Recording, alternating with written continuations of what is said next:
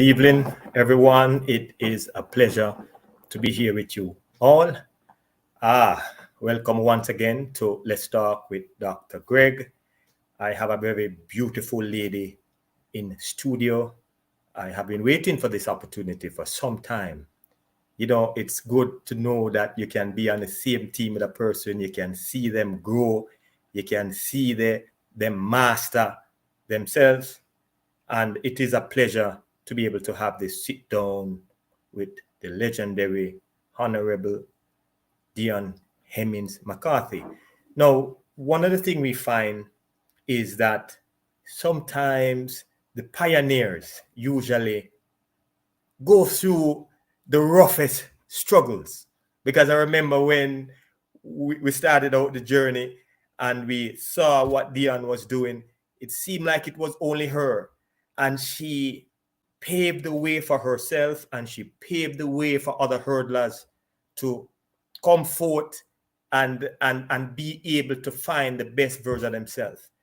Sometimes when you're the first, it's never an easy task. But I can tell you one of the things I saw when she was competing from way back in the days, that you could see her level of determination. You could see that she was always going to be great because she had that level of tenacity and she was always willing to put her best effort. So tonight we introduce to Let's Talk with Dr. Greg, the Honorable Deon Hemmings McCarthy. I have been waiting for this moment to have this sit down with her. Hello, Deon, how are you? I'm good. I don't know if I'm honorable yet, Dr. Greg, but I am good. And good evening, everyone. You are honorable in my Oh. books because you have done great things. I've watched them live, and I am so happy for you. I've seen you grown, and you're still looking young and beautiful. Again, thank you for taking the invitation to be on Let's Talk with Dr. Greg. Before the actual interview starts, our guests usually get an opportunity to give a shout out to whomever they want because people have been there in their corner, etc. Also, if there is something you want to promote and say, we normally give the guests the opportunity when the show gets started for them to say anything. So it's your moment now. You can shout out whomever you want. You can market anything you want to market, and then we go straight into the interview. Well, I first want to thank God for keeping me here, still alive and kicking, and for helping me throughout my journey. It was a journey, and I'm thankful to Him for keeping me alive and strong throughout that journey. I want to thank my parents and my rest of my family, because without them, this would not have been possible. They were the ones who believed in me. And when I made those decisions, they never turned me down. They always say, we trust you, your judgment. To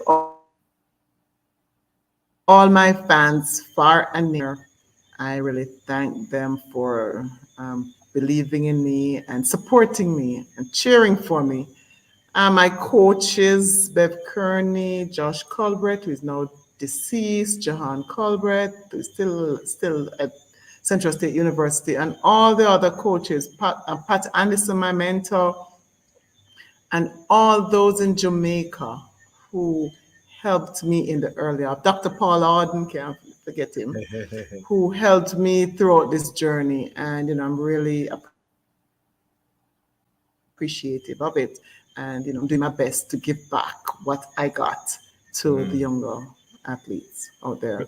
I also want to let you know that my life did not finish after track and field. I'm now married, and I have married to Mike McCarthy. That's where I get the and I have a son named Mikhail, and I'm also a realtor, a real estate broker, and evaluation surveyor in Jamaica. So if you need any properties, I'll be more than happy to work with you. And I give advice. I am in the spirit of helping. You don't have to want to sell your property or buy a property, just some advice about properties in estate management, because that's what I studied. That's a second degree I have. And I'm here to help you. So reach out. I'm online. I mean, you can Google my name and you'll get it speaks about track and field and real estate and valuation. So you can link me in. You can reach me right there. Thank you for sharing that, Dion, because one of the things we find now, you don't have a lot of people with good moral standard, and you are a public figure, and it is a good thing for people to at least know you and you can help them, because we don't see a lot of public figures really genuinely trying to help people become the best version of themselves. Um, Dion, it's truly a pleasure to have you on this platform. Thank you very much for gracing us with your presence. For all the people who are watching this live on this platform now and who will watch this on a later date, please tell us, where in Jamaica were you born? Well, I was born in St. Anne. I was born at Alexandra Hospital, and I lived in St. Anne for about 16 years of my life, to be specific. Then I went on to Veer Technical. Yeah, so I'm from St. Anne. For people who don't know much about Jamaica and St. Anne, what was life like growing up in St. Anne? Well, I thought at one point it was really good. And I went out into the greater Jamaica. I realized it was very rural, I was very sheltered. And Brownstown was a small town, and I went to school there, so it was a bit quiet, shelter. We didn't have much to do, but as young people, we were there to go to school and do our schoolwork. That was our main thing. Go to church. That was the main thing for us. So it was pretty simple. Hmm. Were you the only athlete in your family? Because one of the things I see sometimes, that when you're from that rural era, sometimes you have to find something to do to stay active. But were you the only athlete in the family? Well, I would say so. My brother, I would say so. I know my aunt, one of my aunts, my dad's sister, told me that she was a good runner, but she never excelled because of in that time, they didn't really promote track and field that much Mm-hmm. in Mm-hmm. she wasn't able to go any further. But yes, I'm the only one. My son, my brother got us, who is younger than I am, went to States on a track, went to States because he was a very good track athlete, but it ended there. Mm-hmm. Okay, okay. I remember when I was younger, and I hope that our country would put more of these things so the young people can be inspired by your story in books. Because when I was younger, I usually see stories about Donald Quarry and all these other individuals, and it motivated me to want to run. Was there any specific person or event that influenced you to gravitate to track and field? Well, not really. I think what had happened is, I think I started at about age 8. We have sports day, and I ran in sports day and I did well Hmm. in primary school. And that was when they realized that I could run. And they have the parish championships, and they sent me there. And I think from there, from I guess the first time I started it, and as you said, there was not much to do there. So, that was something that I enjoyed doing. So I, continued. And the teachers were always calling on me to run at sports day. And, you're doing well. So, hey, you're the top star there. So you always wanted to be recognized. And that's a way for people to recognize you. So you could keep on going. Makes sense. Makes sense. My primary school teachers usually love me too, so I know the feeling. You get that special Oh, yes. Yes. attention. This is very special. Everybody know you. Everybody know who you are. Yeah. You know. I don't know a whole lot about your days at York Castle, but I know you went to school pretty young, and sometimes it takes time to find yourself. While you were attending York Castle, they said that you also needed some time to come into your own. Can you shed some light on your track experience when you went to York Castle High? Well, my track experience was really good because I was a star from freshman straight back to from first form straight back to fifth form, right? We never had sixth form then. I was the star. Sports day was my special day. And I like to netball also, but the girls them always beat me up in that. I didn't have that talent. But I always sports day the champion girl, and everybody know me, and everybody, the same thing came from primary school. I took it on to high school, and it was a bit depressing though because although I was a star at the orchestra, when I went to champs, boy, we went to champs. I did nothing. I can recall clearly running with Sandy in a 200 meters. And when Sandy reached the finish line, I was at the 150 meters. I mean, that's how fast these girls were and how slow I was, to tell the truth. I'm like, what's going on? I'm so good, in high school. What's happening? I mean, I'm so good at my school. What is happening? Well, these girls were on another level, in a different class from I was. Well, I am sure you wanted more because it is clear that you had the talent. Maybe you just needed some more guidance and so on. But it is also said that you made the decision to attend Veer Technical High School. Could you share some of that story with us? I can give a What story. influenced you to make that decision? All right. I will share that story with you. Why I went there. Okay, so there was this young lady who went to York Castle, and she went on to Veer, and she went and got her scholarship from Veer. So hey, my mother don't have to pay for no university. Why wouldn't I want to go in that route? On that route. So that's how I ended up at Veer Technical. I never done till I get into Veer Technical. It was a rough one, but I figured she got in, she got her scholarship, she's doing well in university. I am going to do it too. And that's how, after I graduated from York Castle, I decided that I am going to Veer Technical, and I got in. And that's how I got into Veer, because I determined that I was gonna get in. It was rough, as I told you. I got in. That's for another time, but I got into Veer. Well, you said that when you were at York Castle, you struggled to win races at Girls Championship. How did you perform at the Girls Championship now since you went to Veer? Okay, the first year I spent 3 years at Veer.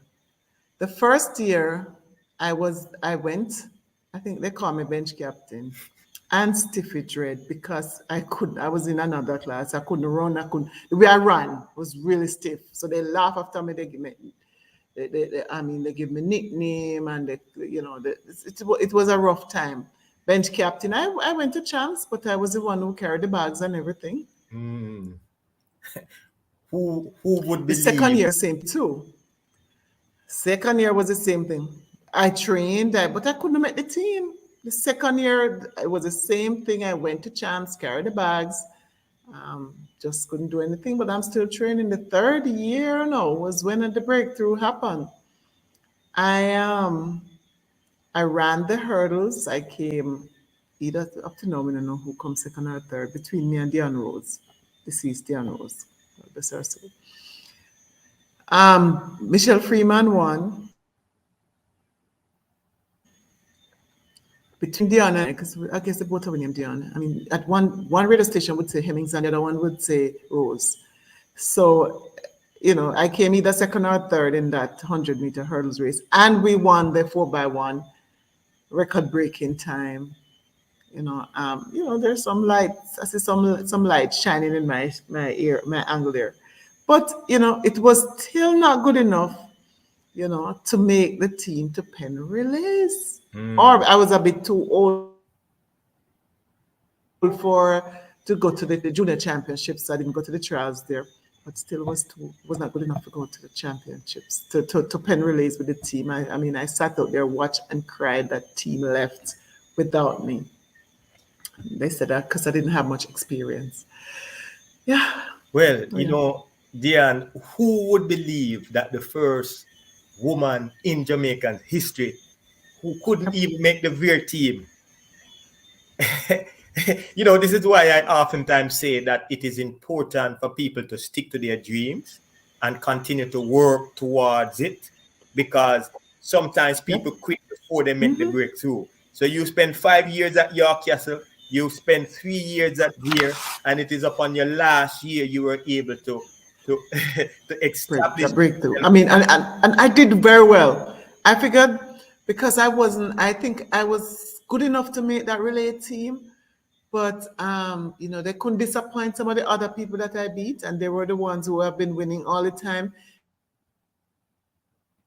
So they just say, "Well, we can't take you." But I was better than most of them that was running there. But it's okay.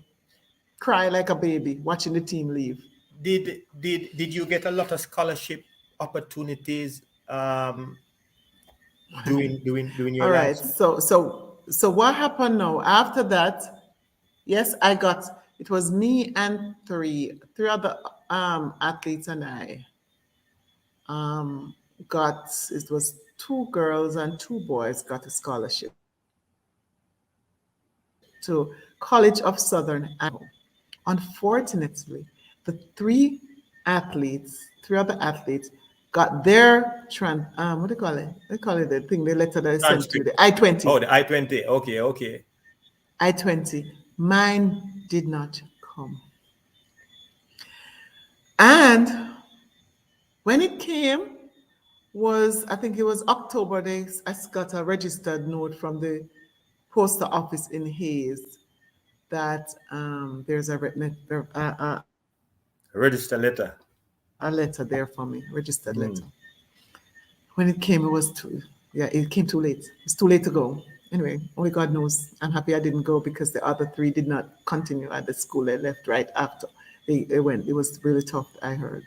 So, I wasn't sad about that. So I had to find another way. I mean, because remember, my goal is to get that scholarship, and I don't care Mm-hmm. about the running. It's to get that scholarship, 4 year scholarship to go overseas. Because remember, that girl from Newcastle went to Veer and went off the scholarship. Mm-hmm.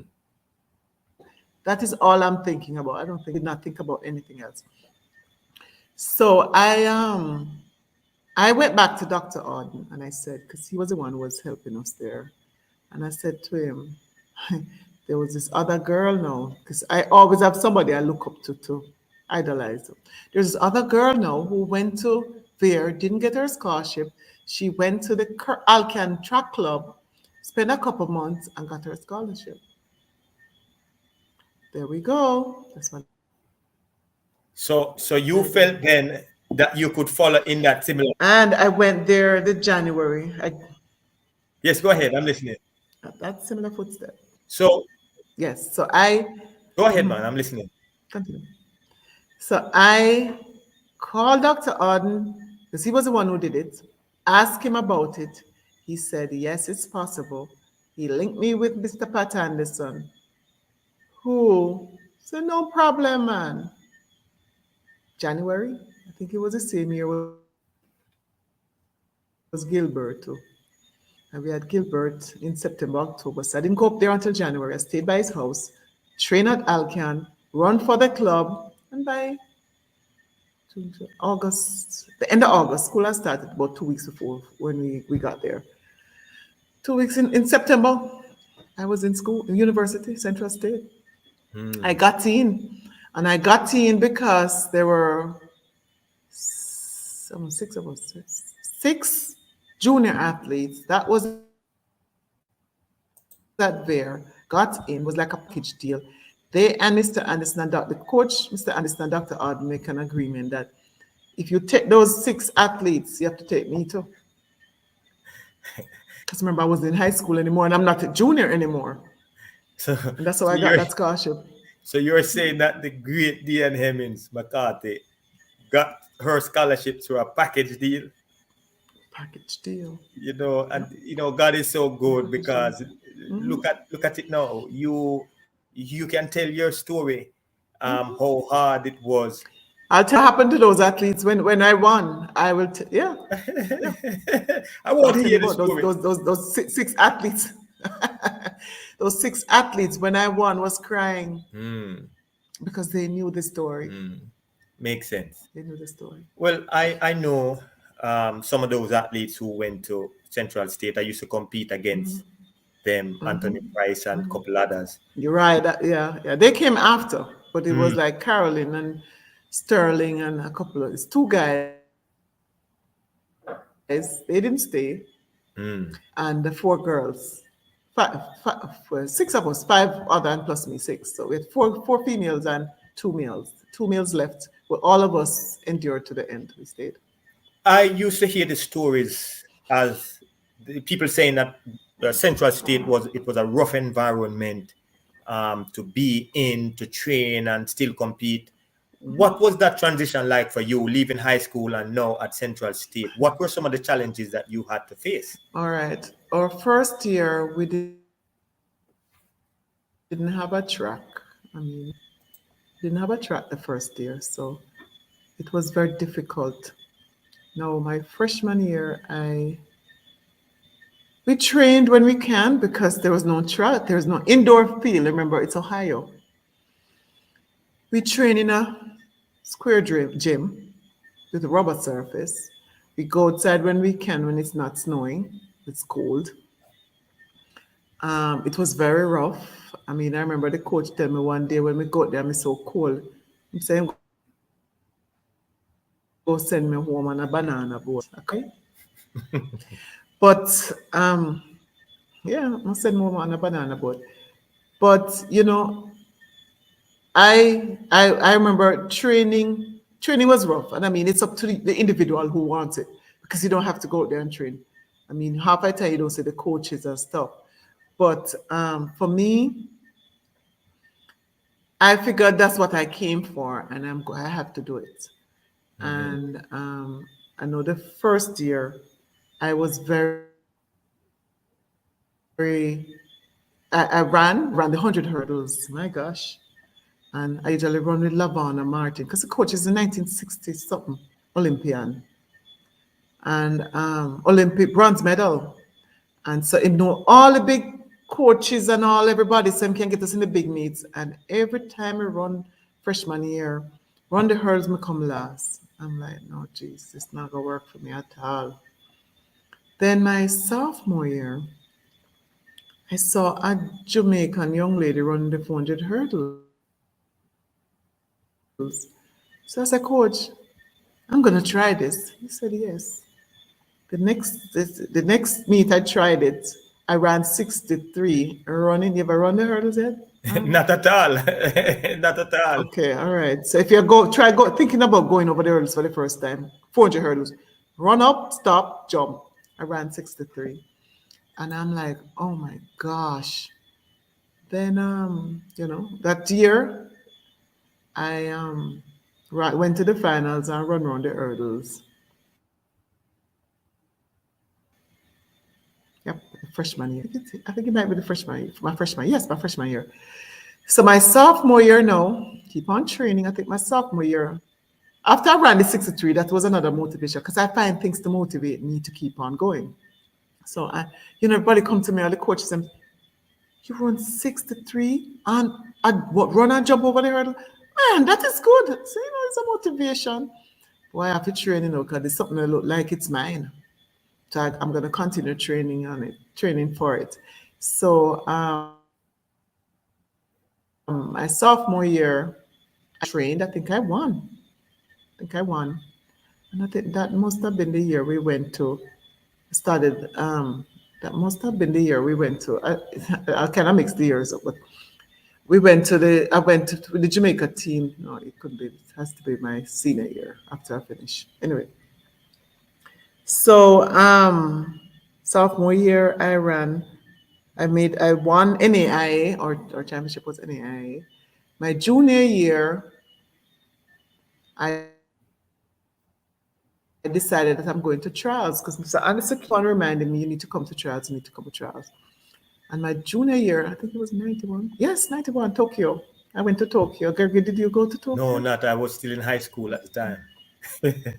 91. Come on. 91? Yeah. 91? Oh, okay. You're still a baby. Anyway, so 91, I went to Tokyo. I think that was my junior year.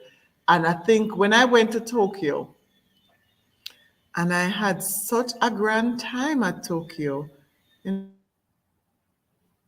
Anyway, Tokyo was just for as an experience, goes to experience what it is like. And I can remember when I went to Tokyo and I ran the 400-meter hurdles, the semifinals. Me, country girl, had it, them bodysuit, they usually go up in our bottom. And I'm saying, I'm running, and I'm like, oh my God, the thing is my bottom, and the world are gonna watch me. And I run and I pull out this something. So I didn't make it to the finals. But what I had experienced in Tokyo, it was about four of us stayed in the same room, and we had a grand time. You say, you know what? No championship now, miss me again. So I kept on training. It is very tough. We got our track then, and coach's son was there training us now. So it was a bit easier, but I put in the extra effort. I mean, I train, I make up my own workouts, and I train. You should see me in the square gym when it's cold outside. I mean, I work out, right? Then from there on, I keep on going. I mean, win everything. The 400, the 400 hurdles, the 4x4, the 4x1. I mean, right up to my senior year, Tokyo, when I made the finals. And that was my final year in college. So when I finished Tokyo that year, I had what, no, Tokyo was my junior year, so I was going into my senior year. So when I made the finals in Tokyo, I'm like, thank you, Jesus, I'm marketable now, so I can, this is what I'm going to do when I retire. And when I went to, after I finished, it was sweeter to make the finals than to run into finals, if you know what I mean, Yeah. Gregory. Yeah. Because remember, you're top 8 in the world. And Yeah. one girl dropped, so I didn't come last. I came seventh. So that was very good. So I had the option of staying and running the circuit. And I said, no, I'm going home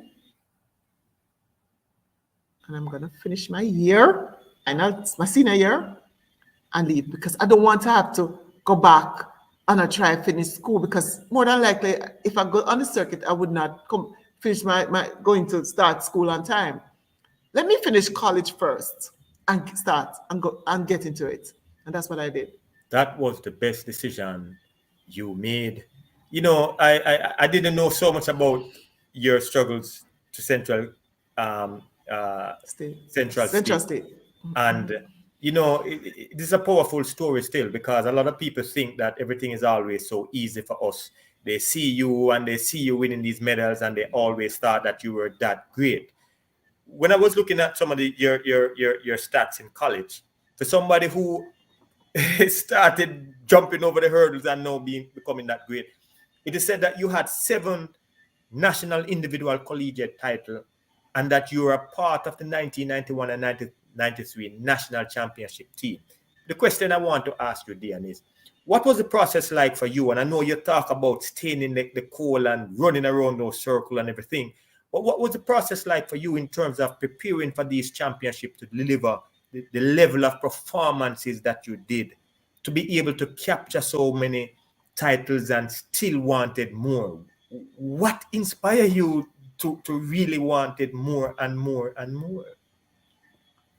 Well, it's like the man who is on top of the hill, is on top of the roof, and you want to get him down. You have to stay focused. You have to, it's just, you have goals and you know what you want. You have role models, people you look up to, you look at As I said, in high school, a matter of fact, I can call her name because I even talked to her yesterday. It's Opal Cunningham. She went to LSU. She went to York Castle. She went on to Veer. She did exceptional at Veer. She went to to LSU. That was such a good story. I had this other young lady who went to Kirkvine, went to Vera Technical, went to Kirkvine and get a scholarship. She didn't make it in track and field, but she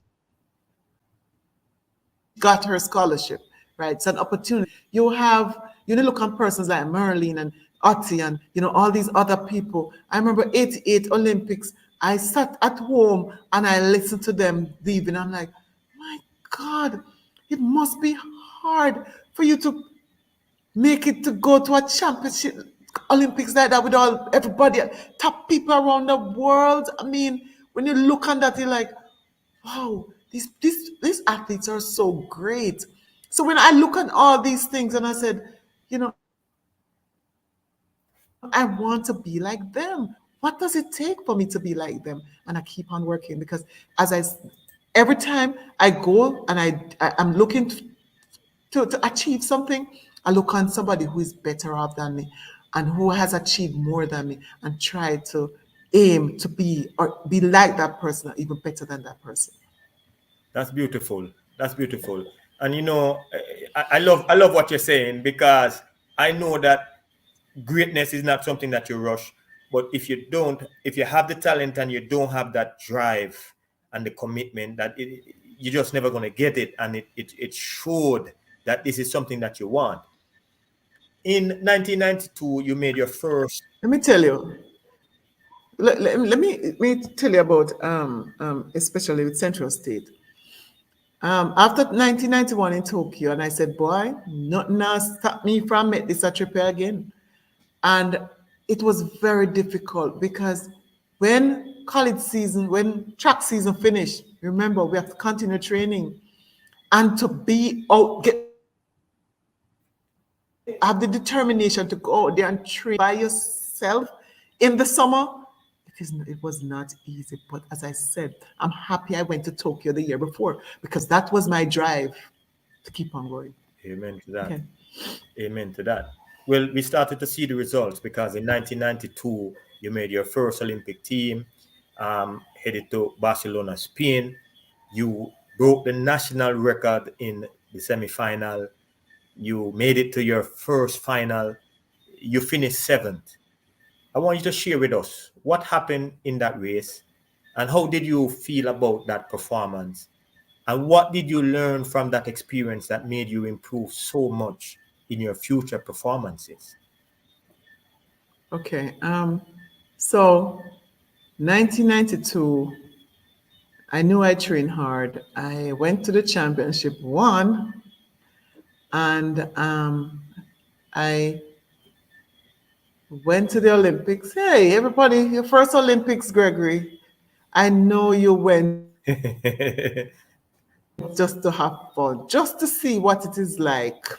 I was so excited to be there. I mean, Barcelona was like Jamaica on the North Coast, the beach, the sunshine. I mean, we had everything to our comfort. We had KFC, we had McDonald's, we had everything there.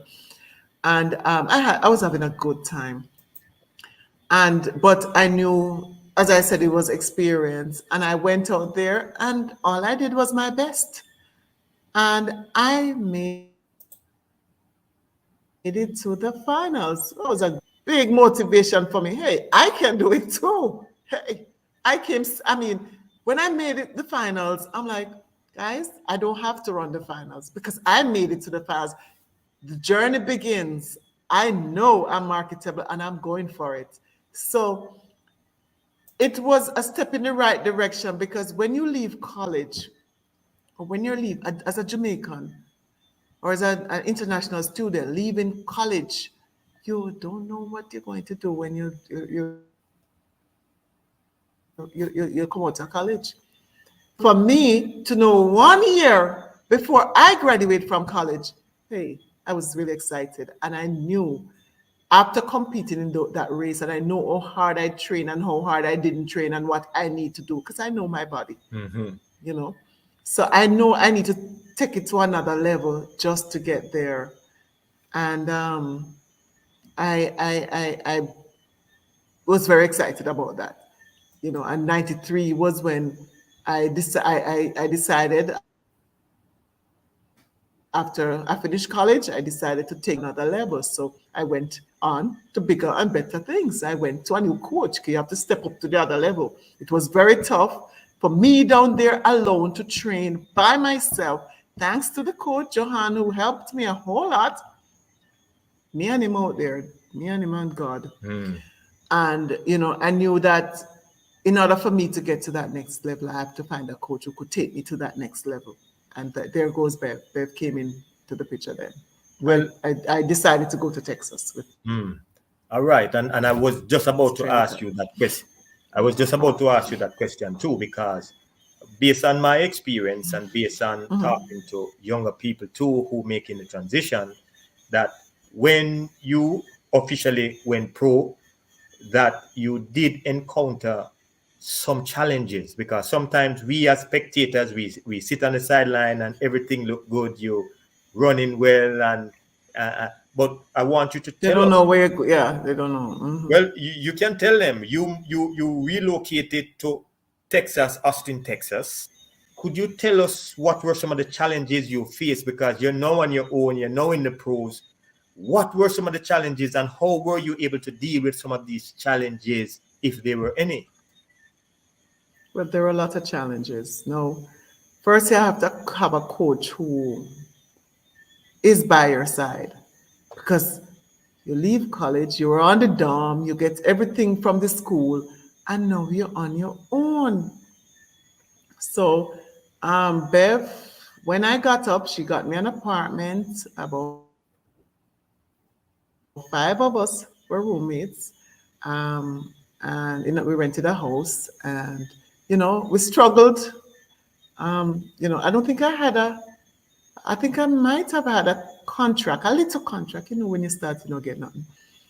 And I might have had a little contract, getting a little money, and my parents helped me, and Bev also helped for the first year. But for me, I am a very private person, and I wanted to live on my own. So, hey, I have to go make the money now. If I go move in on my own little place. So I knew I had to work real hard. And I think the first year was very rough, very, very rough for me. That was 1993. Yeah, season 1993. I was on the circuit. I think I got a little scholarship. I mean, a little true contract. But it wasn't enough to take me through. But with the help of God and my parents, the coach, Bev Kearney, I was able to struggle through to 1993. Things got better with what we did. We have any championship in 1993? Yeah, we had Stuttgart in Maybe, I don't 93. know. I think it might be an off year. Stuttgart, we had Stuttgart in 90. Stuttgart. Yeah, man, I was in Yeah. Stuttgart. Okay, yes, man. I went to World Championships. Oh, yes. Oh, yes. Okay. Yes, I went to World Championships there. Stuttgart. I came sixth. Mm. I came sixth in Stuttgart, which I made the finals again. So that's when I got the contract. And a little, it wasn't much still, but I was able to buy my little car and I learned to drive. I learned to drive first. I learned to drive. And then I got my own little apartment. And one of the things I know that when I started, Bev sat me down and she said, "What would you like to accomplish from this whole track and field thing?" And I said, "To be an Olympic gold medalist." Sometimes you thought, Gregory, just say, yeah, whatever. You want to aim for the best, right? Mhm. And she said, okay, what we're going to do is I'm going to set up your workout to lead right up to that. So it's a phased workout that will get that medal up to there. And yeah, 1993, yes, Stuttgart sixth place. 1994, it was an off year. I think Commonwealth Games, I got the silver medal. So things started looking bright. I mean, it just every year I just get better and better. 1995, Lord Jesus, I did something that was not nice and nobody didn't know. But my coach told me to come home and I decided to stay in Germany and train. So I did get my butt whipped big time from Kim and Jojo. Well, we're gonna go there. We're gonna go there, but before we go there, because I could see the development with you. But before we go there, we your first world championship title. I want to hear a little bit about that because you made the national team in 90. When it was 93. 91, No, 90, indoor in Canada. right. Yeah, and you and the Okay, team. Canada was, I got the, that was 1993. Okay, Yes, so World Indoors. 1993 on the Yes, World World Indoor Indoors. Championship. Sandy, Catherine Right. I Scott. want you to tell us about that Yes, because you are now coming into your own. You are on a team with Sandy and I think Catherine Scott and a 1993. couple Yes, others. yes. I want you Right. to tell us that experience because that was your first like world championship gold medal. Oh, Talk to yes. us about that. Right. Right. So, yeah, I don't remember much about it, but I remember them contacting me. I remember going there. I remember hanging out with everybody. I remember winning that 4x4. And, last week, I must tell you, last week, Saturday, I celebrated with Sandy her wedding anniversary and her birthday in Treasure Beach. And and Gregory, you might remember this. And I was telling her sisters that and her friends that Sandy and I were not the best of friends because The 4x4. in 93 it was because all I came there to do was to run the 4x4. So we were best, right, we're the best of friends.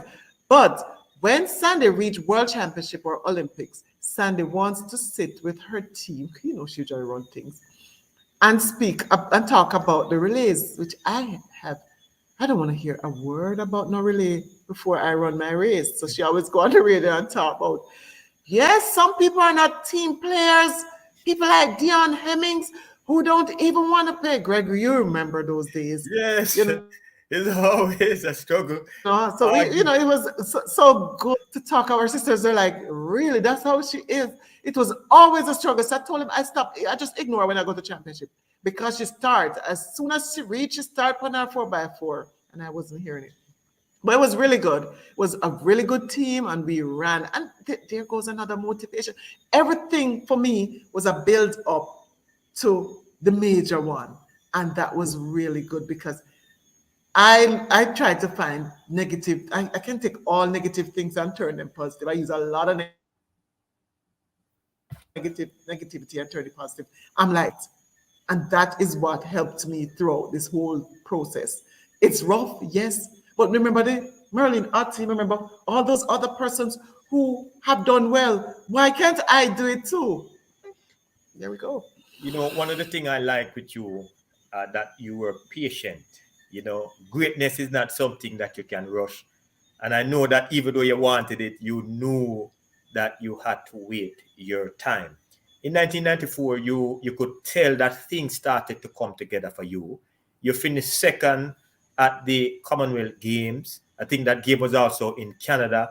I want you to tell us in your own words because things started to change and as you start to prepare for competition, you could tell that things were getting rigorous still, but you were still holding your own. Could you talk to us about the preparation leading up to those dominant performances? Because once you started, you could tell that you weren't going to stop. You kept on going forward. What was the preparation like for you, mentally and physically? One thing I know that is, especially the 400 hurdles and the 400 too, whatever you put in is what you're going to get out. No, if I have four 300, when I finish the third one and I'm tired, even if I have to walk the last one, I have to walk it because I have to finish it. Because when I'm running the 400 hurdles and the last 100 and I'm tired, I think about those days when I have booty lock, I have to lie down and put up my foot on the something because we're really, really tired. It's all your mind and your body work together. So I have to train hard. I have to put in the work because in the end, I must know that when I am out there running, I know that I train hard. At one point, I remember Kim usually psych me out. The girl usually come in a race. She always come to me, and she look in your face and say, "Good luck, and you're dead." Just psych you out. I mean, every time if you're behind her, she's gonna come up to you and look in your face and tell you that you're dead. You're doomed. So I after a while, in 1996 was when I realized that no, me no see why who no fi beat me and me trainers hard. And 1995, I don't know if you start talking about 1995, but I'm telling you about I'm getting there. 1996. I'm getting there. You want me to tell you about 19 Well, let me or let, you let, let reach me it? ask you All still right, because I want them to hear about okay, 1995 because you may talk about Kim and you talk about Tanja, but they really don't see they didn't see right. the build up coming up. But I was there 1995, Gothenburg, Sweden. Yeah. You finished third. You run a super competitive race, and the two ladies from America broke the world record, which is the Tanja Buford and the Kim Batten. They broke the record, the world record. You finished third. You also ran a national record, but you could tell that you dug deep in order to pull that off. So I want you to tell us in your own words, what did you learn about yourself then? And you talk about the First psyche. thing, as I told you, all right. First thing I told right. First thing I tell you is that I stayed in Germany when I should have gone home. So, coach never really happy with me because me never go to my yard, go train. So, me get me but beaten. And I ball like a cow. It was my first major medal and I cry. Why did I cry? Because I can't understand me and girl I run through college. And them run so fast and me run so slow. Oh no. No, I ball. I was not happy. I was so sad. And I knew I didn't put in the work because I should have listened to my coach and go home. I did not go home. I stayed in Germany. And she never really sent me no workout. So it's just the milk thing. Well, And I was not happy. I was so pissed. I was not very happy about that. Yes. well, here is a good thing because Yes, my 95, first, remember, it's my first major medal. 96 came. I am sure you learned from 95 because you managed to turn the table on these both Americans again in their own country. You secure your first Olympic gold medal. You also set an Olympic record. I want you to tell me, in your own words, how significant was that win to you? And what did it take to outperform those two women who broke the world Well, record the year before on their own surface? when you run 1995 and you realize what happened, and you go back into 1996, and you say, every time you go to bed, every time you train, you remember, why did these girls run so fast and I ran so slow? I know I had to give it 110%. I knew I had to, there were another group of athletes. I know Donovan Bailey won that year. His group, we trained on the same track. They were on Dan Parr, was on the other side of the track. And they just laugh after me. Why, Deon, every time you see you up on the track, you're growing the track. I said, no problem. That's all right because me want something special. I mean, I work out and every day I get up and I think, oh, me come third with 53 something. Never really happy about that. Why did these girls run so fast and me run so slow? Me have to do better. So in the first half of the season, it wasn't that good either. I mean, I went to Europe and my races were horrible. And then I came back home. We never had much 400 hurdles because I think we had Grand Prix or something. And some events weren't Grand Prix. So that event was not Grand Prix. And a matter of fact, it's only me and Bev went up on the track. you know, the last half right before the Olympics. And boy, things turned around. I just kept on running, and I mean, the times were just so ridiculously fast. And I felt so good. I mean, I just knew that something special was happening. I did not run another race before I got to the Olympics. But in training, my times were so good. I felt so good. I'm so motivated. But you know, we run 10 hurdles. I take nothing for granted. And going into the heats, I don't know if you, yeah, going into 1996, we're on 1996, right? Going into the heats of the Olympics, coach said, all right, just run the first 300. And, you know, take your time, go. Run the first 300 and take the time, go. The time was so fast. I'm like, no way. Can you imagine? You know yourself, you know your body, you know what you're capable of doing. And after the heats, the semifinals now, I went into the semifinals and I ran 52.99. You know, that was sweeter than the gold medal. Because I broke that barrier, which is something I wanted from 1995. Yes, yes. And I know I felt so good. And it was so sad that my little girlfriend, Kim, sent a nice little message to me through Mark, my coach, my manager, that you can't win because that was the best race you run. So they tried to psych you out again. Well, well, after, she tried to psych me out again because she tried that. We didn't run the same semifinals, but she tried to psych me before me going to the race because she knew she got me with the psyching thing. Mhm. But now me realize, say, a psyche has psych me out, and me now, once me look and me see her come, I gone, me gone. So when me see her try come up to me, me gone. Me always watch her.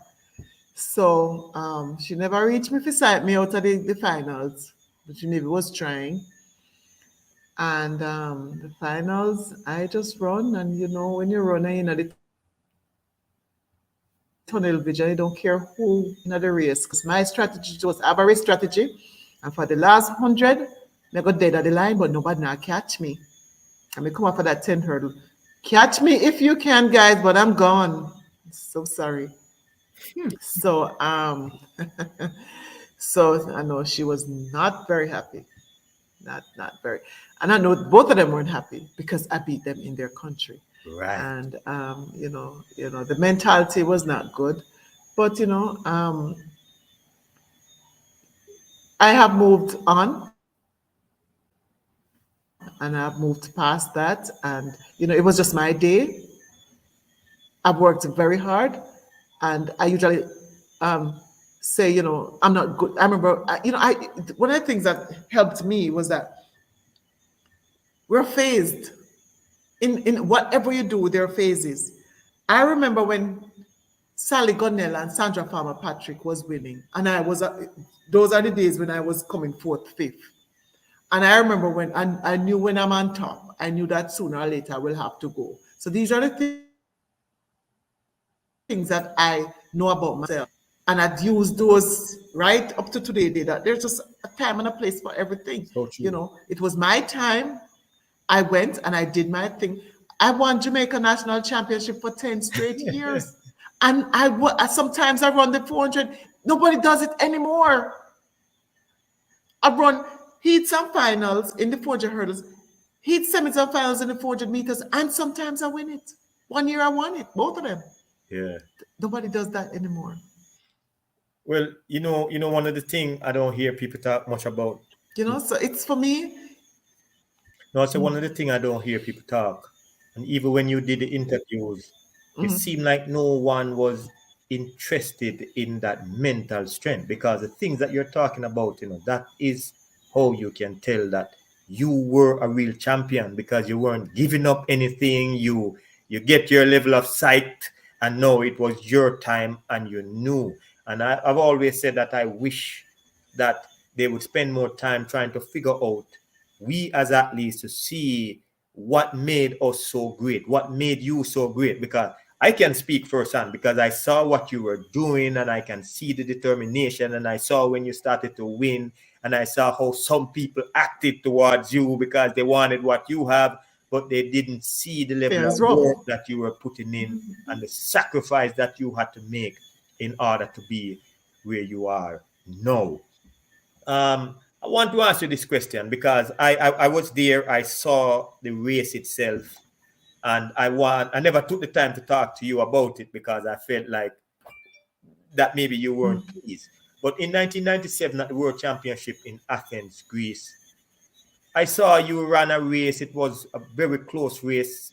You had the race in the bag up until the last part of the race when Last 10 Neza meters. nicked you at the line. Middling. I want you to tell us, how confident were you going in that race? Because you were the Olympic champion. You went into that race. Hindsight, was there anything that you could have done differently to secure the goal? And how confident were you going into that race? I think maybe I was overconfident because, as a matter of fact, the last 10 meters I saw the gold medal. And, I maybe never ran through the line because I never expected her to come upon me. And when you win a gold medal, nothing else below that is good enough anymore. Yeah. And it was really tough. I mean, I could not drive when I heard her coming. I could not drive. It was too late. That hurts. But you learn, Yeah. you live and you learn that you never give up until you reach that finish line. Because I knew I was number one. I knew that I could easily win it. I took it for granted. Yeah. And she came in because the semifinal, she didn't run that hard. She came in the last 10 meters. Yeah. Well, Such is life. that's why I said that I could tell that you were hurting. I didn't know what to say because I knew you wanted to win this Yeah, of course. championship. Of course. But Of course. I Of like how you course. took it. You took it with a smile, and you continue to push on forward because that's what champions are made of. In 1999, um, at the World Civil. Championship in Seville, Spain, you finished third again to secure another bronze Like it. medal. It was a very competitive race. Nobody expected the Cuban Demi Pena to really come through the way she did. I knew, I felt you wanted this one as a form of redemption. How did you feel about your performance in this race? It was, I think the whole environment at that point, I don't know if you had felt it, it wasn't, it didn't feel, I was motivated for some reason. It's, I don't know to explain it, but I went out there and gave it my best. It might have not been what I wanted, but it was just I didn't feel it. I vividly, I hardly remember anything about that championship because it was one that I did not enjoy. The place itself was the roughest, you know. But I went out there and it was another medal. My long 10 years, it was another medal. 2 year for my Olympic Yeah. medal, gold. It was another victory, another medal to that. So I can't complain. I mean, I just had to go out there and do what I had to do. But there are a lot of factors that led up to that. I was never happy in that place. I was never happy. But it's a part of life, and we just have to take our beat lickings and keep on going. And people on the outside would never know this, but I'll say this because this is one of the few time I'm going to talk about this part of it. Because when we got to Seville, I remember all they were serving us was spaghetti It was and terrible. sauce. The environment was It was horrible. It was, yes. And I think at that point too, Merlene had gotten herself in some problem, and they were asking a lot of questions. I think that was a year, Hmm. and they were asking a lot of questions. We were under the umbrella. I never liked anything. We were hungry. We were Mhm. starving. Greg, you remember? Yes, man. I remember. I remember. I remember. It was not something I was happy about. Yeah, understand. And you couldn't get any food out on the road. I mean, it was not nice. It was not a nice place to be. It, it, It was it, not a very you're nice right. place. It was like a plan to set us back. Um, so I can definitely relate to what you are saying. Um, they say though that the path to success and greatness is one that one must be consistent. And as you said it out of your own mouth, you won our national championship 10 years in a row. Once you started to come into your own, you started to accumulate hardware after hardware. Some of them you didn't, you appreciate because you did put in the work. In 2000, the Olympic Games, you finish again second behind Irina Pivalova. Um, Again, I didn't know what to say to you because I'm thinking that um, Uno Iriva Privalova, As a but hurdler. as a hurdler, you came in the business and you were defending your Olympic title. What did it take, though? Even though you didn't get the medal that you wanted, but what did it Gregory, take to stay so competitive? well, let me tell you, I was injured. Hmm. Nobody knew that. In March of that year, one morning I got up. I could not walk, could not stand up straight. My back gave way. I literally lived at the chiropractor and the massage therapist. But March of that year, I had already trained, so I had enough to keep me going. My leg had no extension. I couldn't extend my lead, my second, not my dominant leg, the other leg. I couldn't extend it. If I tried to extend my leg, I would tear my hamstring. Hmm. So basically, I was injured. I was not 110%. The only reason I was able to make it there was because I had a very good background training up to March, and that March was when it happened. Okay. So I was able to maintain. But I couldn't do much anymore. And I figured if I was 110%, there's no way she would have beat me. There's no way. When you see me going over that hurdle, I had no extension. I couldn't extend my to jump, literally. I couldn't extend my leg because if I extend it, I would tear my hamstring. You know, And everything went downhill from then. nobody knew that. It's the first time I know that too. But the champion you are, I know it wouldn't stop you, and you continue to push on through. But I can say this to Dion that without a doubt, history, whether people like it or not, has registered you as one of the greatest in the event. You have been consistent over the years. You are the first woman to have won an Olympic title for our country, Jamaica, and for the region. But, My, me, personally, Gregory, me personally think that what you have accomplished over the years is magnificent and it is worthy to be acknowledged and talked about for years to come. After everything that you had to endure, the two questions I want to ask you is how do you stay motivated going through all of these things? And what is it that kept you motivated for so long? You see, people come, they spend 1 year, 2 years, and they're out of the business. You've been in it year after year. Even when you weren't getting some of the accolades that you wanted, you stuck with it until you started to get them. And then even after you've gotten them, you still kept on moving forward. What is it? What kept you motivated? I think, as I say, I had goals, and I knew exactly what I wanted.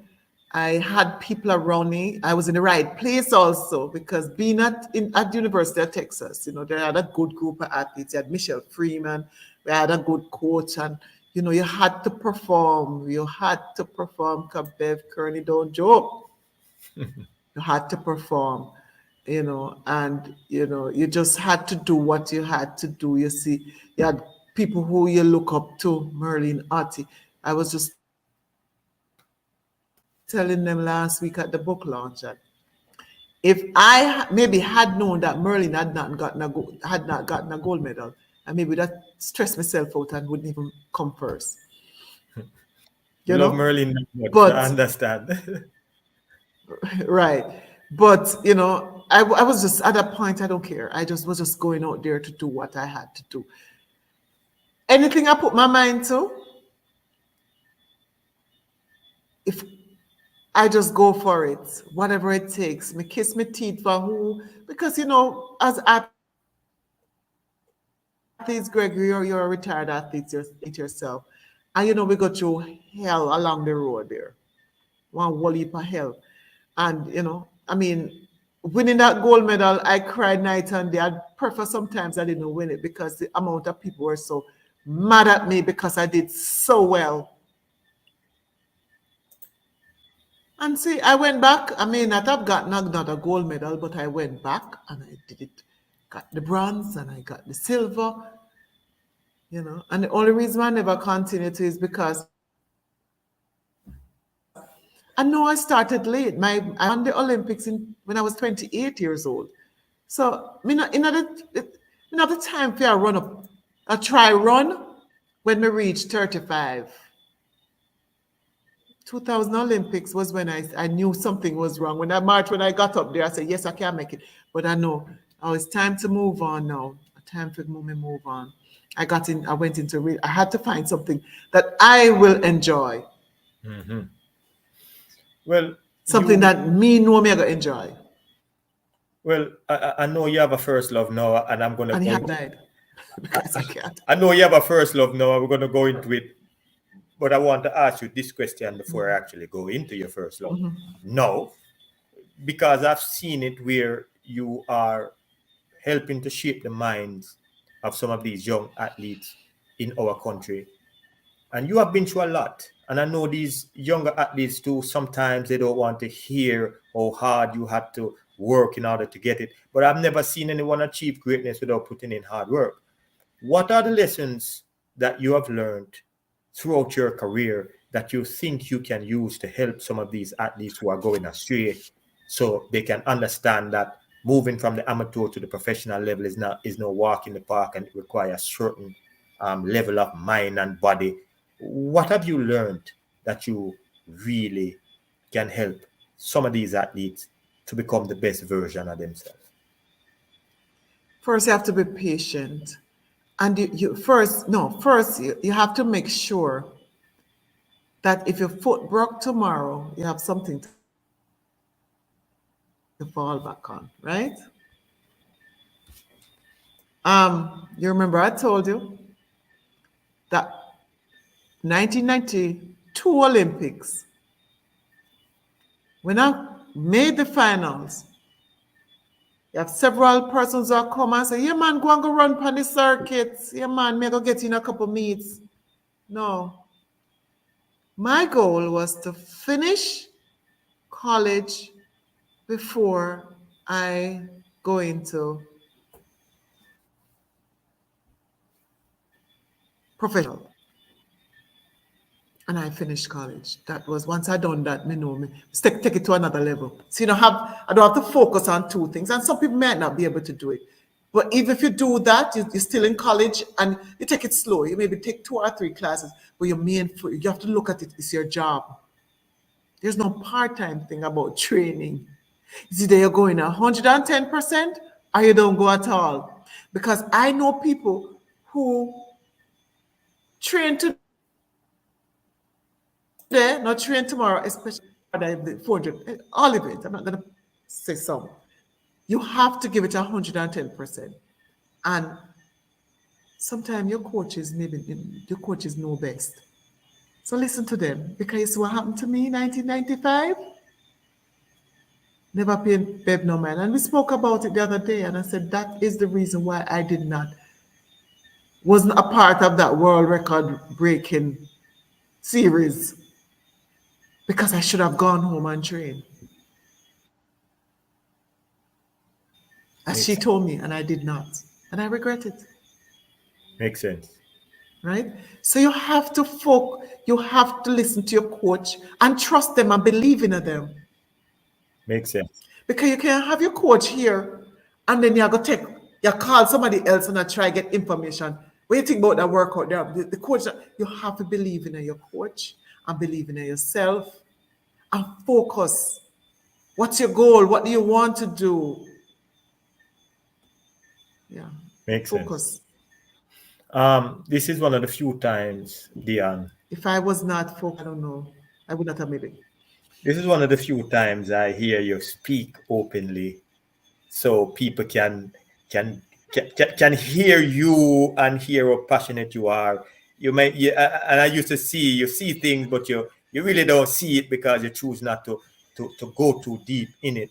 And I respected that with you, but the information that you just share in terms of trust is a very key thing if one is to be successful in anything. Trust in the people that you work with.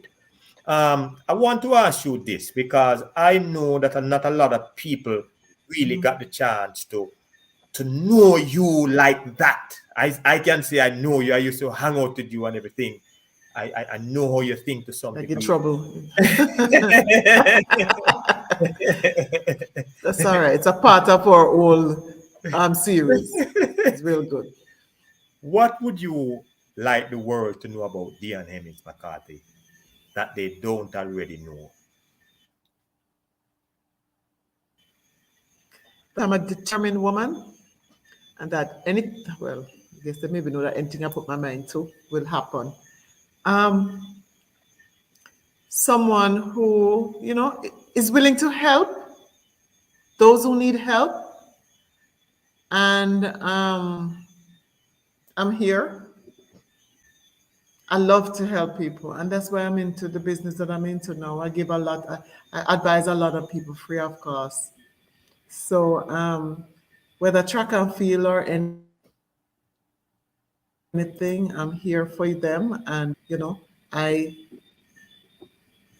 I will answer whatever question you ask me. I'll try to answer it as best as possible. I don't know if that's the right thing I should say, but anyway, Well, what? Be more specific. There, be more specific. well, I'm gonna The jump wide into field. something because I want to know, Right, and I right, think the right. Yeah, audience yeah. want to know too, because you said you had another love, and you talk about being Okay. an evaluator. You talk about being a broker and an investor.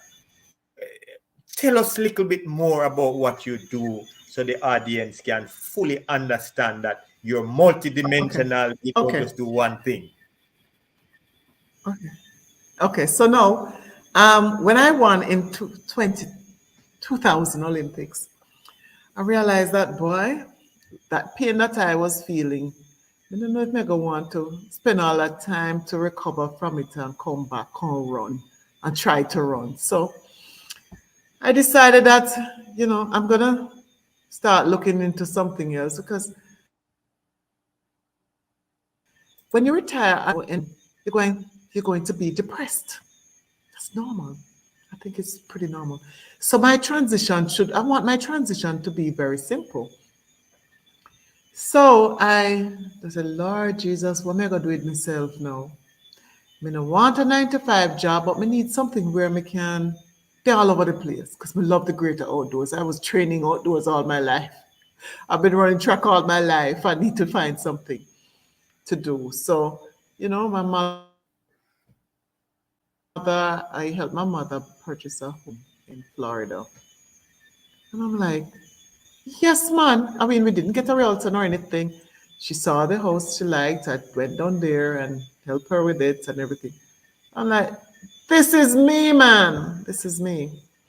So when I came back from the Olympics, time to figure that out from even before the Olympics. Um, she bought a property and I helped her with it.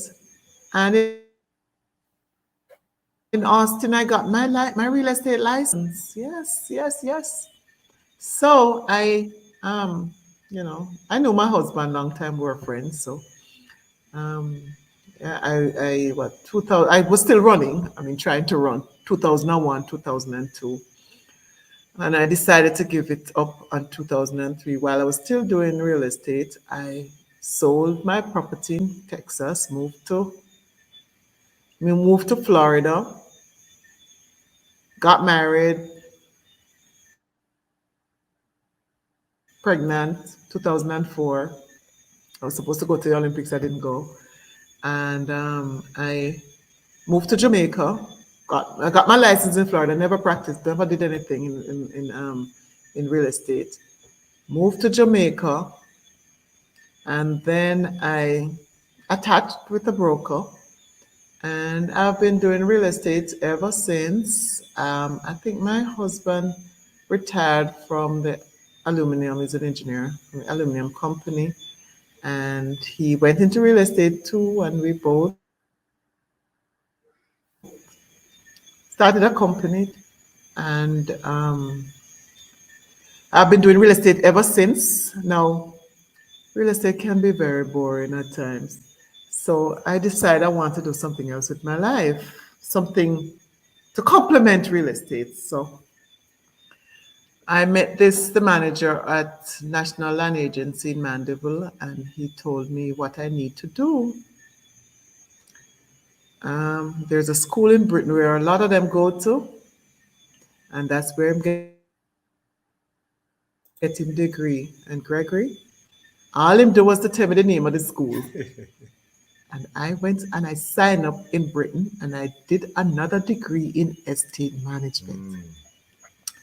That was 2012. I got my degree in estate management. So Congratulations. now I am, so I have two degrees, no masters, no doctorate like you, Gregory. But as we know, we do what we like. I have a bachelor's of science in management, business management, and I have a batch at Central State University. Did finish my school. Yes, yes, yes. Can go back on that. And I have in 2012 I got a bachelor's of science in estate management at University of Reading in UK. Go to visit the school. Congratulations. Everything was online. Yep. And I did Congratulations. my internship at National Land Government Office in Mandeville. Thanks to the general Congratulations. manager who accommodated me all this time. Yes. So I am a licensed valuation surveyor, and I have my broker's license. So I'm a real estate broker. And I also, because of COVID, I stopped, and we will start back very soon. I also, I'm a country girl, and a lot of people, majority of the athletes, who retire in Jamaica or who run, everybody's in Kingston. And I understand that. Not for the retired one, but for the ones who are training, because you have to stay there. Nothing in central Jamaica. So I had a track meet, a prep school track meet, which I stopped. It's no longer there. But then I have not. I started a Northern Championships because nobody cared about St. Anne, St. Mary, and Trelawney, especially St. Anne. I am from St. Anne. I went to York Castle High School, and I think there's a need for a meet. Them have no track meet down there. Get I you. partner with Grizzly Plantation Cove, where they have Rebel Salutes, right? And them fix up the field and stuff, and then bring in the toilets. It's an open field, but it's beautiful. It's flat, it's nice. And I think for 4 years we had it. I think we had last one we had was 2020. 2020. For 4 years we've had the track meet where we unearth hidden talents. The schools, oh man, they're so grateful for the meet. We're hoping to start back maybe the end of 2023. We're open to start. I've spoken to the the proprietors at Grizzlies Plantation Cove. So we're open to start. But that there's a need. And I give the kids uniform, thanks to some of my retired athletes, Sandy Richards, a couple more. I give them sneakers. I give them, there are a lot of things that these kids need.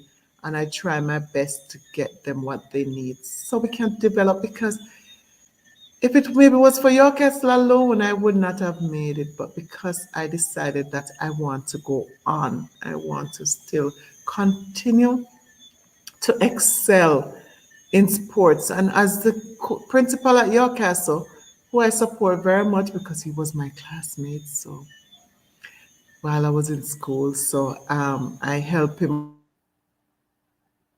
out a lot. And as he says, a school should be well-rounded because not every athlete, not every student is going to be good in academics. There is a sports out there for every one of them. So we have to do our sport or, different things. They're like, some people may be good with agriculture. So the school is well-rounded because he feels every student can succeed if you try and help them. Yeah. Well, I want to say congratulations again. I would love to be a part of that activities. I think that what you're doing for the young people, especially in St. Anne, is a very noble thing. Um, Recently, I was there right before COVID, and I traveled around the island too, and I went to like 14 schools in around 3 days, and I don't even think I went to St. Anne, to be honest with you. So I would definitely love to be a part of what you do, because today these young people do need leadership and they need guidance. One of the things I love what you say, and I hope everyone heard it. You heard it on Let's Talk with Dr. Greg, that if anyone want any information in terms of either purchasing a home or need some advice, that they can reach out to you because you are willing to assist. So I will take your information. Yeah, and you don't have to. Yeah, you don't have to want to sell. I don't have to. You don't have to sell your house. Just some advice. I don't really want people to get rid of their houses, but you may need some advice on what you can do. I'm here to help, free of cost.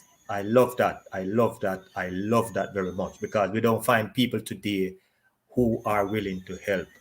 Dion, I thank you very much for being here with us, not just me, but with the audience.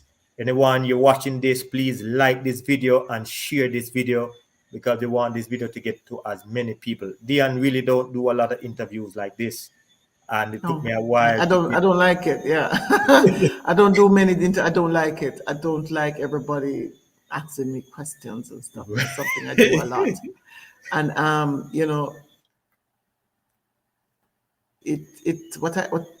I don't think, and I think especially persons at upper level, at the higher level here in Jamaica, I think they forget about us athletes, retired athletes, right?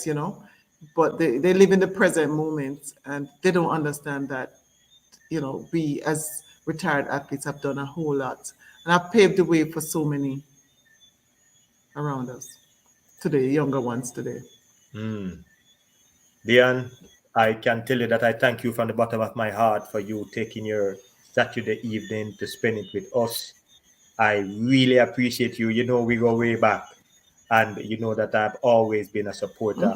I was telling a friend the other day, that when I was going through my turbulence, I could tell that you wanted to say something to me, but you just didn't know what to say. So, but I sensed it, I felt it, because track and field, it's a high and low type of thing, and because we have so much Yeah. expectation, we want the best for ourselves, and because of what you've been through, you knew what I was going through, and you just didn't want to say, but I felt it. We have kept in touch for so long, and I can tell you from the depth of my heart that I truly appreciate you. I truly appreciate what you have done for our country. I truly appreciate what you're doing for these young people now. And I thank you from the depth of my heart for being here and sharing your story with Dr. Greg. Thank you very much, Diane. And I pray that God will continue to guide and protect you and your family and bless everything that you do. All right. Thanks again. Really appreciate you having me on, and continue to continue this program, inviting us on and just to help the younger ones know that it's not an easy road. Not an easy road. Thank you very much. It's a rough road out there. Thank you very much, Deon. I give you a call once I wrap up this thing, just to show that Okay. appreciation. Thank you very much. Okay. All right. Take care. Have a good night, everyone. Bye bye. All right. Thank you all for coming. Please like this video. Please share this video. I would love for this video to get out so people can see a different side of Deon, because as I said, she really don't do a lot. One of the takeaway though I want you all to get is that greatness is something that you should never rush. And when you listen to Deon's story, she's telling you that she didn't even believe in herself at one point. But as she started to see the light, she started to give more of herself until she was at the point now she is the first woman for Jamaica to ever won an Olympic gold medal. So it goes to show that whatever you are trying to achieve now and you're not there yet, don't give up. Just find the right people around you, take their advice, and put your best foot forward. Because if you do, I promise you that it's only a matter of time before you achieve all of your potential. Deon tells you that it was rough, but she stuck with it because she wanted the best for herself, and then she started to believe in her ability. I thank you all for coming. Again, please like this video and please share this video so we can reach as many people with this story as possible. I thank you all for coming. Thank you very much for the questions. I see we have some people try. Fraser, appreciate you, man. You have been supporting the cause from day one. Davian Clark, I tell you, you have always been a good friend and a good teammate. So appreciate your support. Sexy Lips, yes, I appreciate your support as well. There's so many of you here tonight, and I just want to take the time to say, look, Let's Talk is not about me. Let's Talk is about us. So I would say if you want to see somebody on Let's Talk, I encourage you to go ahead and send me a text or an email so I can try to get these individuals on the program. I thank you all again for coming out. May God continue to bless and keep you all safe. Leaving you all now, Dr. Greg Orton saying bye-bye for now. See you the next 2 weeks.